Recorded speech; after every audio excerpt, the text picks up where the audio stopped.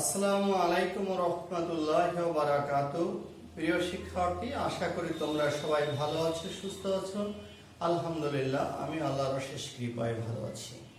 তো শিক্ষার্থী, গত ক্লাসে আমি তোমাদের অবচয়ের প্রথম পদ্ধতি সরলরৈখিক পদ্ধতির অঙ্কটা জাবেদা এবং খতিয়ান সহ করিয়েছিলাম। এটা ছিল তোমাদের উদাহরণ 1। আজকে আমরা ক্রমহ্রাসমান জের পদ্ধতি নিয়ে অঙ্ক শিখব।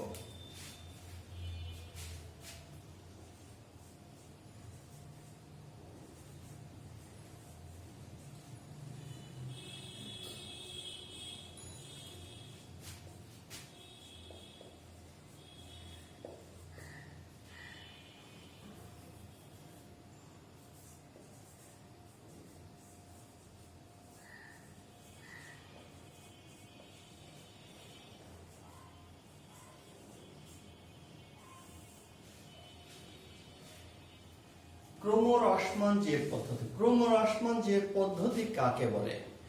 যে পদ্ধতিতে প্রতি বছরের বার্ষিক অবচয় ক্রমান্বয়ে হ্রাস পেতে থাকে সেই পদ্ধতিকে আমরা বলবো ক্রমহ্রাসমান জের পদ্ধতি। তাহলে শিক্ষার্থী, ক্রমহ্রাসমান জের পদ্ধতিতে প্রতি বছরের অবচয় ক্রমান্বয়ে হ্রাস পেতে থাকবে। যেমন ধরো, আমাদের একটা মেশিনের মূল্য হচ্ছে 10,000 টাকা। এই 10,000 টাকা প্রথম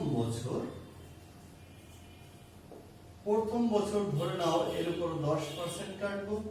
10% কাটলে এর অবচয় হলো 1,000 টাকা। দ্বিতীয় বছর এই 10,000 টাকা থেকে আমরা 1,000 টাকা বিয়োগ করব। বিয়োগ করে 10% কাটবো, কাটলে আমাদের হবে 900 টাকা। তৃতীয় বছর আমরা এই 10,000 বিয়োগ 1,000 বিয়োগ 900 করলে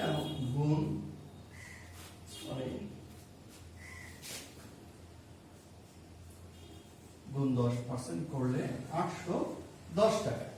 এই যে প্রত্যেক বছরে দেখো অবচয় 1,000 900 810, এই যে সিস্টেম ক্রমান্বয়ে হ্রাস পেয়েছে, এই সিস্টেমকে বলা হয়েছে ক্রমহ্রাসমান জের পদ্ধতি। তার মানে হচ্ছে এই পদ্ধতিতে প্রতি বছরের অবচয় নির্ণয় করার সময় বিগত বছরের অবচয়গুলো বা পুঞ্জীভূত অবচয়গুলো বাদ দিতে হবে। এটাকে আমরা বলবো ক্রমহ্রাসমান। এছাড়া অবচয়ের পরিমাণ নির্ণয় যখন করা হয়ে যাবে, তখন জাবেদা খতিয়ানের কিন্তু কোনো পার্থক্য নাই। জাবেদা খতিয়ান গত ক্লাসে যা শিখিয়েছি এটাও তাই। তাহলে শিক্ষার্থী, এবার আমরা আলোচনায় আসি। আজকে আমাদের আলোচ্য বিষয় হচ্ছে উদাহরণ 6।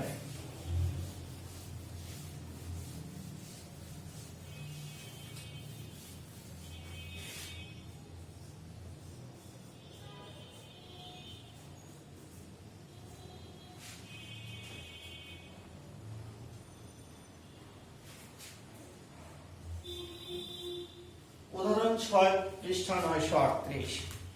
এখানে কি বলেছে আমি একটু সেটা পড়ি আগে। এখানে বলা হয়েছে ইস্টার্ন কেবলস লিমিটেড 2010 সালের 1 জুলাই তারিখে 5 লাখ টাকা মূল্যের একটি যন্ত্রপাতি আমদানি করে। এর আমদানি শুল্ক, বহন খরচ, সংস্থাপন ব্যয় বাবদ যথাক্রমে 70,000 টাকা, 30,000 টাকা ও 50,000 টাকা ব্যয় করে। যন্ত্রটির আনুমানিক আয়ুষ্কাল ধরা হয়েছে 10 বছর। ভগ্নাবশেষ মূল্য হচ্ছে 50,000 টাকা। প্রতি বছর 31শে ডিসেম্বর তারিখে প্রতিষ্ঠানের হিসাবকাল শেষ হয়। কোম্পানি ক্রমহ্রাসমান জের পদ্ধতিতে 20% হারে অবচয় ধার্য করার সিদ্ধান্ত নিয়েছে। প্রথমে কতে বলেছে যন্ত্রপাতির মোট ক্রয় মূল্য নির্ণয় করো। শিক্ষার্থী, গত ক্লাসে যন্ত্রপাতির মোট ক্রয় মূল্য নিয়ে আমি কথা বলেছি। মোট ক্রয় মূল্য হচ্ছে একটি সম্পত্তি যে টাকা দিয়ে কিনেছি, তার সাথে আমদানি শুল্ক, জাহাজ ভাড়া, যত রকম আনুষঙ্গিক খরচ আছে সব যোগ করতে হবে। তাহলে এখানে একটা বিষয় লক্ষণীয় শিক্ষার্থী, সেটা হচ্ছে বছর শেষ হয় 31শে ডিসেম্বর তারিখে, কিন্তু এখানে মেশিনটা প্রথমত ক্রয় করেছে হচ্ছে জুলাই মাসে। তাহলে প্রথম বছর, দ্যাট মিন্স 2010 সালে 6 মাসের অবচয় হবে। আমি আবারও বলছি, জুলাই মাসের 1 তারিখে ক্রয় করাতে প্রথম বছর শুধুমাত্র 6 মাসের অবচয় হবে। পরবর্তী বছরগুলোতে পূর্ণাঙ্গ বছরের বা পূর্ণ বছরের অবচয় হবে। এই বিষয়টা হচ্ছে এখানে বিশেষভাবে লক্ষণীয়। আর ক্রমহ্রাসমান জের পদ্ধতিতে অবচয়টা কিভাবে গণনা করতে হয় সে বিষয়টি আমি এখনই তোমাদের শেখাচ্ছি।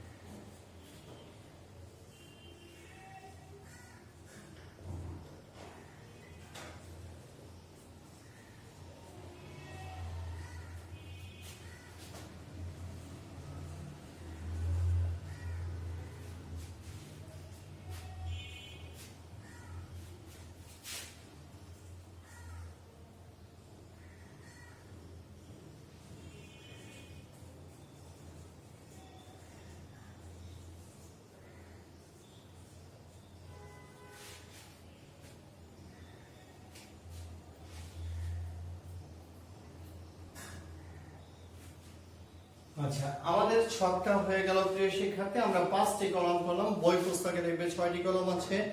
এটা 6টি কলামও তোমরা টানতে পারো, কোনো সমস্যা নাই। এবার আমরা আসি সাল 2010 সাল। 2010 সাল আমাদের কতে বলেছিল সম্পত্তির মোট মূল্য নির্ণয়। প্রিয় শিক্ষার্থী, আমরা একটু বলি। আমাদের সম্পত্তি প্রথমে ক্রয় করছি 5 লাখ টাকা দিয়ে, তার আমদানি শুল্ক 70,000 টাকা, তাহলে 5,70,000 টাকা, বহন খরচ 30,000 টাকা, তাহলে 5,70,000 আর 30 যোগ করলে কত হবে? 6 লাখ টাকা। এর সংস্থাপন ব্যয় হয়েছে 50,000 টাকা, তাহলে মোট ক্রয় মূল্য হচ্ছে 6,50,000 টাকা। আমি আবারও বলছি, দেখো এখানে আমি লিখে দিচ্ছি। প্রথমে হচ্ছে আমরা মেশিনটা ক্রয় করেছি 5 লাখ টাকা দিয়ে। এরপরে মেশিনটা আমরা আমদানি শুল্ক হচ্ছে 70,000 টাকা, এরপরে 30,000 টাকা হচ্ছে বহন খরচ, আর 50,000 টাকা হচ্ছে সংস্থাপন ব্যয়। তাহলে এটা যোগ করলে আমাদের 6,50,000 টাকা। শিক্ষার্থী, এই যে যোগফল,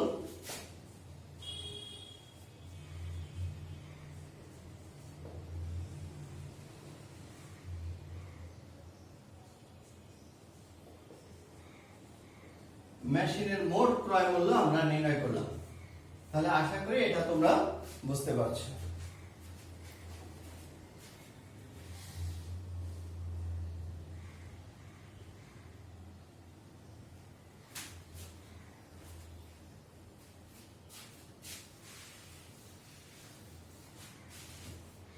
এবার তাহলে আমরা আসবো বার্ষিক অবচয় কিভাবে নির্ণয় করতে হয়। দেখো, 2010 সাল আমাদের সম্পত্তির মূল্য 6,50,000 টাকা।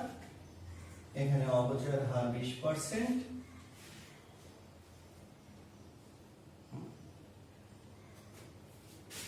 এটা করলে হবে 65,000 টাকা, ব্র্যাকেটে 6 মাস। এটা তোমার লেখা জরুরি না, তোমাকে বোঝানোর স্বার্থে লিখলাম। 20% কাটলে হবে 1,30,000 টাকা, তার উপর অর্ধেক মাস করলে হবে 65,000 টাকা। এবার 6,50,000 থেকে 65,000 বিয়োগ করলে 5,85,000 টাকা। 5,85,000 টাকা। এটা গেল, এটা 5 উত্তর হচ্ছে আমাদের। 2011 সাল 5,85,000 টাকা, 20% করলে 1,17,000 টাকা। 1,17,000 টাকা। এরপরে আমরা আসবো 4,68,000 টাকা। দেখো শিক্ষার্থী, এইখানে বোঝার বিষয় আছে, তোমাদের একটু খেয়াল করাই। এই 6,50,000 থেকে 65,000 টাকা বিয়োগ করলে হয়েছে 5,85,000। মাইডি 6,50,000 থেকে 65,000 টাকা বিয়োগ করে 5,85,000। এই 5,85,000 পরবর্তী বছরের প্রথমে আসে। এখান থেকে 20% করে হয়েছে 1,17,000 টাকা। এটা থেকে 1,17,000 বাদ দিলে আমরা পেলাম 4,68,000।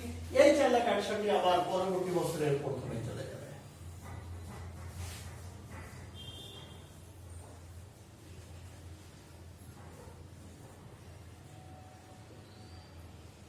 এটার উপরে আমরা 20% কাটবো।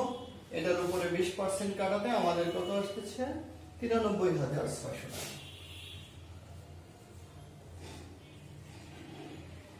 এই 93,600 টাকা আবার বিয়োগ করলে 3,74,400।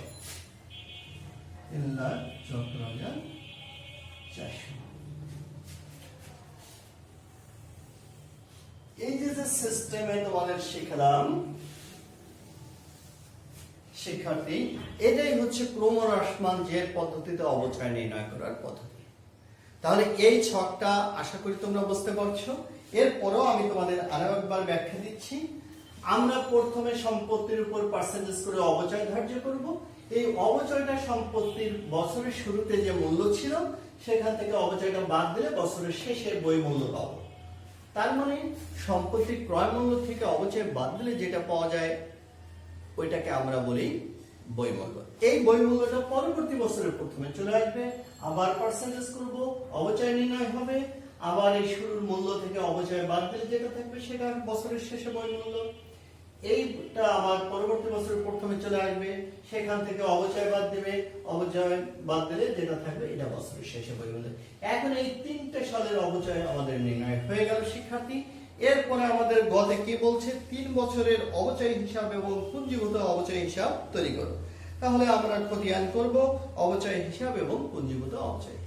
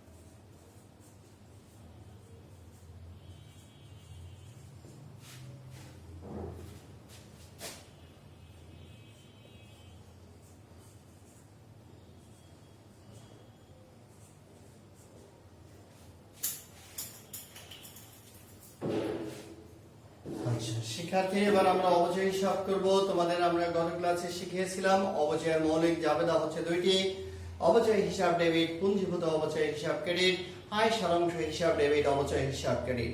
তাহলে প্রতি সালে আমরা এই জাবেদার ভিত্তিতে খতিয়ানটা করব।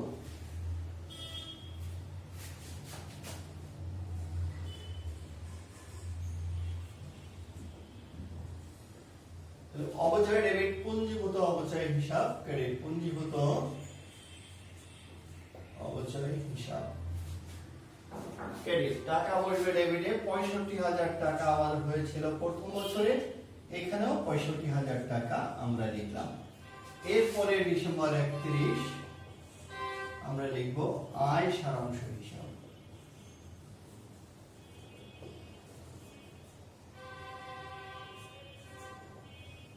আয় সারাংশ হিসাব এই 65,000 টাকা আমরা লিখলাম। এখান থেকে এটা বিয়োগ করলে শূন্য। দেখো শিক্ষার্থী, খতিয়ানের রুলস তোমাদের সবারই ভালো জানা আছে, গত ক্লাসে শিখেছি। আমরা বলি অবচয়ের প্রথম জাবেদা অবচয় ডেবিট, পুঞ্জিভূত অবচয় ক্রেডিট, অবচয় ক্রেডিট তাই টাকাটা বসছে ডেবিটে, পুঞ্জিভূত অবচয় ক্রেডিট তাই টাকাটা ডেবিটে বসছে। এরপরে আয় সারাংশ হিসাব ডেবিট, টাকাটা বসলো ক্রেডিটে। এই ডেবিট আর ক্রেডিটের বিয়োগফল শূন্য হয়ে গেল। এটাই প্রতিটা সালে ব্যালেন্স জিরো হয়ে যাবে। এবার আমরা 2011 সাল লিখব।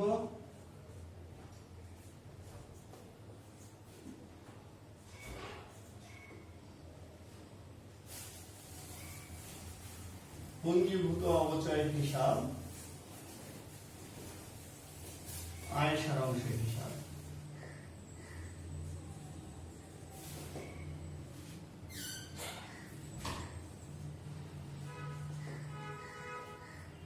এই বছরে ছিল আমাদের অবচয় ছিল 1,17,000 টাকা।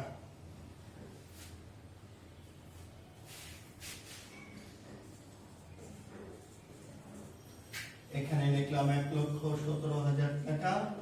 আবার এখানে এটা ক্রেডিট ডেবিট তাই টাকাটা বসবে ক্রেডিটে 1,17,000। এই 1,17,000 থেকে 1,17,000 বিয়োগ করলে শূন্য। এবার 2012 সাল ডিসেম্বর 31,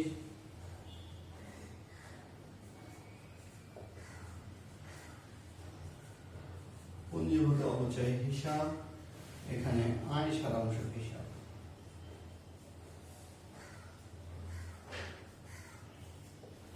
এটা ছিল 93,600 টাকা।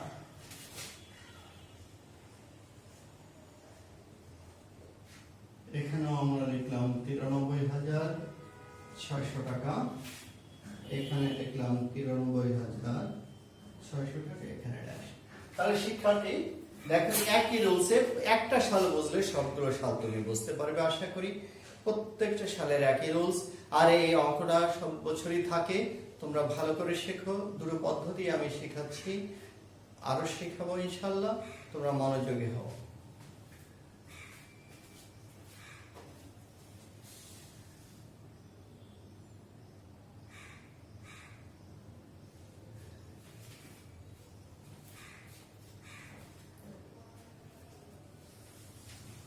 তাহলে শিক্ষার্থী আমরা এবার আসছি পুঞ্জীভূত অবচয় হিসাব।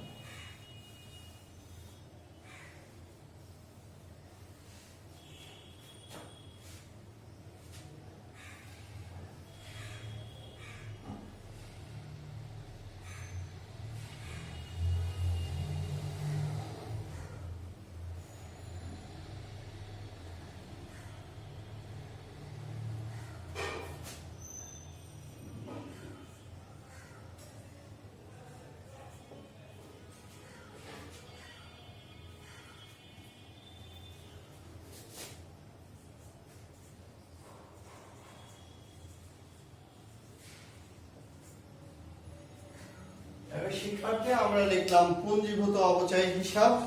পুঞ্জীভূত অবচয় হিসাবে আমাদের আসবে কি? পুঞ্জীভূত অবচয় ডেবিট, পুঞ্জীভূত অবচয় ক্রেডিট। তাহলে অবচয় হিসাবগুলো বসবে। এবার অবচয় ডেবিট তাই টাকাটা বসবে ক্রেডিট। এটার রুলস তো তোমরা জানোই।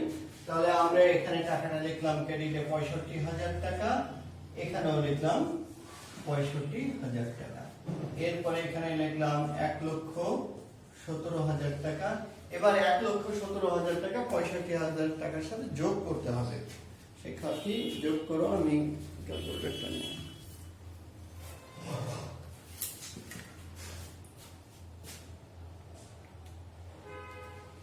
65,000 যোগ 1,17,000 যোগ করলে হয় 1,82,000 টাকা।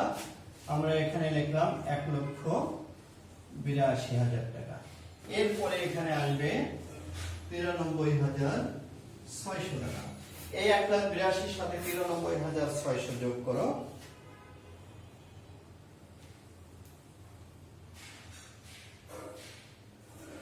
2,75,600। 2,75,600। তাহলে শিক্ষার্থী পুঞ্জীভূত অবচয়টা আমরা কিভাবে করলাম? পুঞ্জীভূত অবচয়ের জাবেদা আমরা পেয়েছি অবচয় ডেবিট, পুঞ্জীভূত অবচয় ক্রেডিট। তাই অবচয় ডেবিট প্রত্যেকটা টাকা এই জন্য ক্রেডিটে বসছে, আর যোগ হয়ে গেল টোটাল পুঞ্জীভূত অবচয় হচ্ছে 2,75,000 টাকা।